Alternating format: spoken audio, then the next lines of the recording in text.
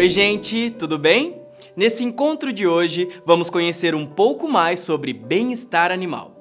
Para isso, a gente foi até a USP, Universidade de São Paulo, na Exalc, em Piracicaba, ouvir um especialista na área.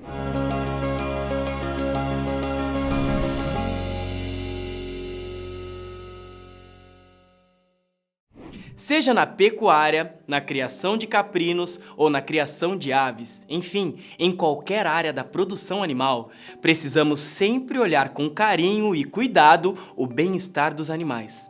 A condição em que criamos esses animais são determinantes na melhora da qualidade da carne para o consumidor final e, claro, para a rentabilidade dos produtores rurais. Indo além, a sociedade começou a se interessar mais em saber como seu alimento é produzido e exigir produtos que sejam limpos, verdes e éticos. Atualmente se preconiza o uso de práticas que minimizem ou evitem completamente tratamentos químicos ou hormonais nos animais e preservem dessa forma a saúde humana. O Brasil é um grande produtor de proteína de origem animal e lidera vários segmentos de exportação nessa área. Se não estivermos atentos às exigências do mercado internacional, nossa economia será impactada negativamente. Os atrativos comerciais para produtos oriundos de propriedades que adotam altos padrões de bem-estar animal já é um imperativo. Tanto é que a União Europeia estabeleceu critérios rigorosos e prazos para a implantação e alterações no manejo e nas instalações para animais na Europa, visando, entre outros, o bem-estar animal. Mas afinal, o que é bem-estar animal? O professor Irã Oliveira explica pra gente. Primeiro, um conceito genérico, que é a relação do animal com o meio. Então é tudo aquilo que faz com que o animal se adapte ao meio da melhor forma possível. E num conceito mais acadêmico, é a ciência que estuda a relação dos animais com o meio em que ele vive. Então, quando nós pensamos em bem-estar animal sob o ponto de vista de ciência, nós estudamos também a evolução e o dinamismo dessa ciência, que evolui ao longo das pesquisas, que evolui ao longo do tempo, que evolui desde quando surgiu o tema bem-estar animal. E se a gente for pensar em bem-estar animal, isso é lá dos primórdios. Nós estamos falando dos filósofos, nós estamos falando de Santo Agostinho, nós estamos falando de São Francisco de Assis, tá certo? E a partir daí, a gente vem trazendo a história do olhar para os animais de forma diferente. E quando nós trazemos para a nossa realidade, que nós estamos focando especificamente a questão de alimento dos animais de produção, aí a gente começa a focar no bem-estar animal do elemento vivo, do elemento do animal, considerando o animal como um ser senciente. É muito comum as pessoas falarem o seguinte: o meu cãozinho, o meu gato, ter um certo carinho com os animais de estimação e acharem que uma vaca, que um porco, que uma galinha são diferentes. E na verdade, nós estamos falando de seres vivos, que sentem dor, que sentem calor, que sentem frio, que sentem alegria, frustrações, tristezas, fome, sede. Então esse conceito é que envolve o bem-estar animal. É você condicionar o ambiente para que o animal se adapte a ele da melhor forma possível. O Irã, na sua fala, menciona que os animais são seres vivos sencientes. Senciência pode ser definida como a capacidade dos seres de entender o que os rodeia e de experimentar diferentes sensações e sentimentos. Desse modo, todo animal capaz de sentir dor, alegria e tristeza pode ser considerado um ser senciente. Quando os animais domesticados não encontram no seu ambiente confinado as condições adequadas, ocorre o estresse dos animais. Oi? Como? Isso mesmo. O Irã fala sobre o comportamento estereotipado dos animais sob estresse. O que é esse comportamento estereotipado? O animal, quando ele está estressado, ele começa a ter comportamentos que a gente chama de anormais, anômalos. Esses comportamentos são, por exemplo, os tiques nervosos que algumas pessoas têm. O movimento do pescoço, o movimento da língua ao entorno da boca, a abertura e fechamento de bocas. Então nós temos vários comportamentos que induzem e que nos indicam que esses animais estão sob condições de estresse. E muitas das vezes o desconhecido, o leigo passa a entender que olha que bonito, é normal ele fazer esse movimento de cabeça, e às vezes não é um comportamento normal do animal. Ele está expressando ali a sua insatisfação com aquele habitat natural, ou com aquele habitat, entre aspas, artificial, em que ele foi colocado. Mordeduras de barras, comer, aí entra com outros comportamentos relacionados à alimentação, a se lamber o tempo todo, a se automutilar. Então são comportamentos que indicam para nós que esses animais não estão em condições de bem-estar e, ao mesmo tempo, a domesticação, entre aspas, está sendo afetada nesse processo. Quando a gente fala de domesticação animal, nós vamos pensar também num outro esquema, que é a industrialização dos animais, a produção industrial dos animais. Nós temos que falar da proteína animal, que alimenta a população. Nós temos que falar também da questão de quanto esses animais são produzidos em escala industrial. Então eu não estou falando de 1, 3, 4, eu estou falando de milhões de cabeças. Eu estou falando de uma estrutura com 40 mil aves. Eu estou falando de estruturas que produzem e que abatem suínos, por exemplo, 300, 400 mil por dia. Então nós estamos falando em quantidade. Então, proporcionar um ambiente ideal para essa escala de produção não é um processo fácil, mas de antemão eu já digo para vocês o seguinte: nós temos uma das melhores pecuárias do mundo. A gente pediu para ele detalhar um pouco sobre as modalidades de estresse animal. Quando a gente fala de estresse animal, nós temos aí algumas frentes importantes. Eu tenho o estresse psicológico, eu tenho o estresse ambiental. Então, o estresse ambiental é sobre o ambiente no qual ele está inserido. Então, eu posso ter estresse térmico, eu posso ter estresse relacionado à densidade populacional, número de animais por metro quadrado, o animal está sobrecarregado, não tem espaço, ele precisa ter espaço para fuga, ele precisa ter espaço para circulação. Ele pode ter o estresse alimentar, que é a falta de água ou a falta de alimento. E ele pode ter também o estresse psicológico. O estresse psicológico, por exemplo, quando eu tenho um colaborador que é responsável por tratar aquele animal e o faz utilizando maus tratos. O animal, ao reconhecer aquele indivíduo, ele fica arredio, ele começa a ter respostas comportamentais diferenciadas. Então nós temos que pensar que nós estamos falando de um ser vivo. Então, ao mesmo tempo, todo esse conjunto faz parte do conjunto de estresse animal. Agora, um país tropical como o Brasil, é muito importante a gente observar o seguinte: o nosso problema aqui é calor.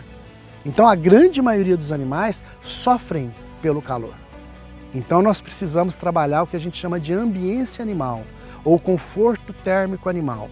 Esse conceito de ambiência animal, ele está relacionado a condicionar os animais dentro de condições térmicas ideais. E aí é onde a gente vê ventiladores, nebulizadores, aspersores. Trocando em outras palavras, é como se eu colocasse os animais dentro de uma estrutura com ar-condicionado.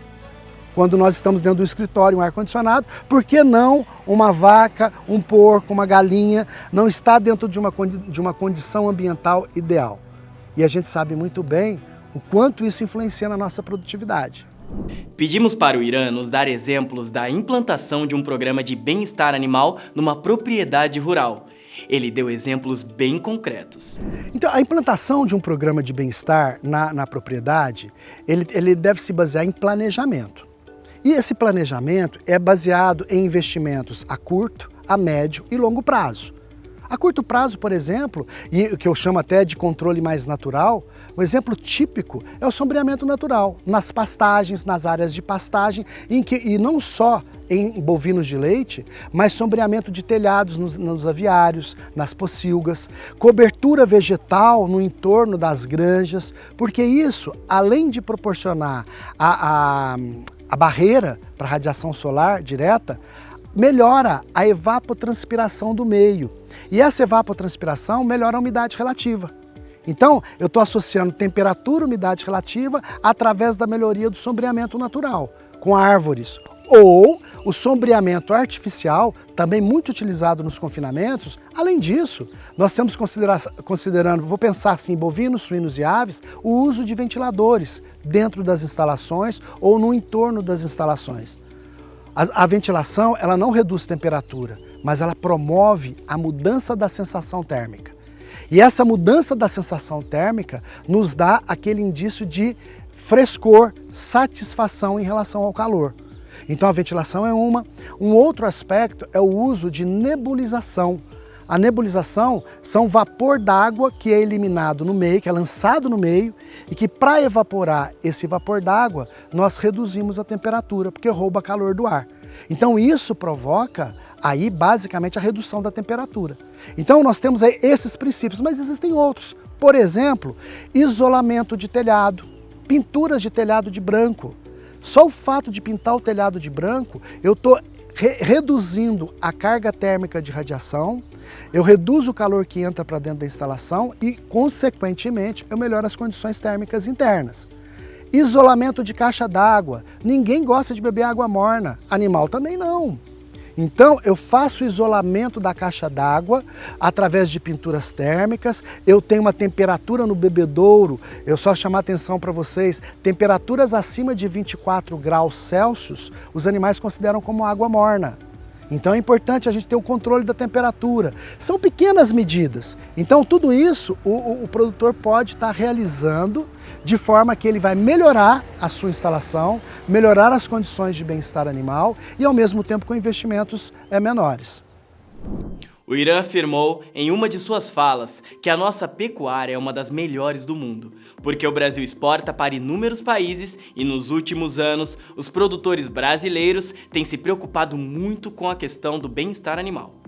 Nós fomos até o município de Campo Florido, no Triângulo Mineiro, na fazenda Boa Esperança e conversamos com a Angélica, encarregada da pecuária na fazenda.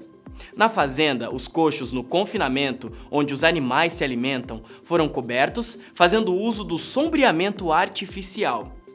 Ela explica o porquê e qual a filosofia por trás desta melhoria e fala sobre bem-estar animal.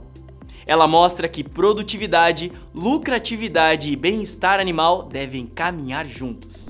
Bom, a cobertura dos coxos a gente investiu, porque o investimento é bastante alto, mas a gente pensou no retorno que ele poderia dar não só para a atividade, e sim para os animais, porque aqui eu tenho muito disso, né? Os bons tratos, as boas práticas aos animais. A cobertura, ela tem muito disso. Então ela tem uma área sombreada para os animais ficarem, porque eles sentem calor também, eles não gostam muito de ficar no sol, né? Tem um momento que eles querem o sol, mas tem um momento que não. Tem muito a ver também com raça, então a sombra é o momento dele deitar calmo na sombra, ele rumina, ele engorda mais também, né? E tem a ver com a qualidade de vida desses animais que estão confinados, entendeu? Além disso, pro pecuarista, que no meu caso eu fiz a sombra pegando os coxos, eu não tenho problema com chuva. A minha ração não vai embora com a água da chuva, então eu já tenho uma economia aí. Eu tenho, como tem a sombra, o boi acaba consumindo mais, porque tem um período do dia que está muito calor, ele quer ficar quietinho para economizar energia. E eu, como tem a sombra, eles vão lá no coxo comer mais um pouquinho, então eu tenho um consumo maior, eles acabam engordando mais. Eu também tenho uma qualidade de ração, porque fica no sol, eu vou perdendo umidade, vai oxidando todos os meus nutrientes, eu já tenho menos isso também, entendeu? Então tem várias coisas envolvidas aí no sombreamento, e no meu caso eu fiz esse sombreamento pegando o coxo, né? O bem-estar animal aqui para nós é primordial. O boi aqui, só ele que manda. A vontade dele tem que ser respeitada. Então, eu não gosto que... Não pode gritar, não pode bater, eu tenho que ter uma comida de qualidade, eu tenho que ter água de qualidade, eu tenho que ter um ambiente, um piquete com boa estrutura, com espaço suficiente para aquele animal ficar, entendeu? Que não pode ser aleatório. E tudo isso, ele estando bem, ele vai me reverter engordando mais, entendeu? E eu tô fazendo a minha parte bem feita, que é não maltratá-los, entendeu? E aqui eu não aceito mesmo. Muito legal essa visão da Fazenda Boa Esperança em relação ao bem-estar animal e produtividade aplicados à pecuária de corte. Isso tudo está relacionado com o conceito de manejo racional do animal. Um dos aspectos importantes quando a gente preconiza bem-estar animal é o manejo racional. E o manejo racional é o conjunto de técnicas que proporcionam menor sofrimento aos animais e melhor qualidade do seu bem-estar. Então vai desde os manejos de apartação, vou pegar bovinos, a forma de conduzir um rebanho. Eu não conduzo o rebanho com choque elétrico, eu não conduzo um rebanho dando fincadas com materiais pontiagudos, e sim eu utilizo bandeirolas, eu utilizo sinais para que possa conduzir os animais. Eu não faço a condução dos animais por meio de gritos, berros, e sim porque os animais têm também uma sensibilidade auditiva muito grande, então é importante conduzir os animais sem muita movimentação. Para isso, é importante que o colaborador, que o funcionário da fazenda seja incentivado a fazer treinamentos, cursos e tenha maior sensibilidade ao tratar os animais. E esse conjunto de manejo racional, ele vem desde a condução do animal ao fornecimento de volumoso, concentrado, nutrição animal nos coxos, tá certo? A qualidade da água de bebida, a nível de limpeza de comedouro, nível de limpeza de bebedouro. Então não é uma ação única, mas um conjunto de ações que visam aí o bem-estar animal. Para o meu pessoal mudar essa cultura, eu falo que é a cultura da pancada, do poder sobre o animal, né, de ter o poder, eu investi muito em curso, muito em curso. A gente faz aí cursos no mínimo de 6 em 6 meses. Se precisar, eu antecipo. Todos eles têm que faz uma vez, faz duas, faz três. Eu acho que eu tenho colaborador aqui, vaqueiro, que já fez o curso 5 vezes, entendeu? E do exemplo também. Não adianta a gente falar uma coisa e fazer outra. Não tem como. Então, eu entro no curral e eu não permito. Eu gosto de tocar o boi batendo palminha. É muita paixão minha. Não deixo eles fazerem isso, mas eu provo para eles que o contrário é possível, sabe? Tratar o boi com naturalidade, conversando baixo, batendo papo mesmo. Vamos lá, vamos boi. Para que eu preciso de bater? Para que gritar? Eles ouvem muito mais que a gente. O gritar para eles já é uma violência. Bom, e pra gente encerrar, perguntamos ao Irã de quem é, afinal, a responsabilidade de garantir o bem-estar animal, e ele deu uma dica muito importante para todos nós. Eu digo para vocês que bem-estar animal é responsabilidade de todos nós. Todos nós por quê? Porque todos nós somos responsáveis por aquilo que comemos, por aquilo que produzimos, por aquilo que compramos. Então, quando nós vamos a um supermercado comprar um produto de origem animal, nós pelo menos temos que ter a obrigação, de além do preço, questionar a certificação. Se tem o selo de inspeção federal, se tem o selo de inspeção estadual ou o selo de inspeção municipal, se tem o selo de bem-estar animal, aí sim nós estamos contribuindo cada vez mais para que esses produtos sejam certificados e que tenham garantia de que são bem tratados, bem cuidados e bem produzidos. Se esse produto ele é rastreável, se tem um programa de rastreabilidade, isso nos vai garantir segurança do alimento, segurança daquilo que nós comemos e segurança de tudo isso que nós falamos. Dizer para vocês que o bem-estar animal é uma ação que estamos todos caminhando, nós não estamos no ponto ótimo, nós estamos crescendo. É uma ciência nova, é uma ciência que está mudando os conceitos agora, mudando os conceitos da população, mudando os conceitos dos cientistas, porque nós estamos buscando novas formas, novos manejos, novas formas de tratar os animais, estamos passando essas técnicas para o próximo, então estamos todos aprendendo. Mas é fundamental que o consumidor comece a verificar aquilo que ele está comprando nas suas redes de supermercado, nos seus açougues, evitar comprar materiais que são oriundos de produções clandestinas, tá certo? Então é fundamental que a gente tenha um trabalho conjunto. Estamos todos trabalhando em prol do bem-estar animal. E não se esqueçam, os animais são seres sencientes, são animais que sentem. Por todos os problemas que nós temos, nós ainda temos uma das melhores pecuárias do mundo.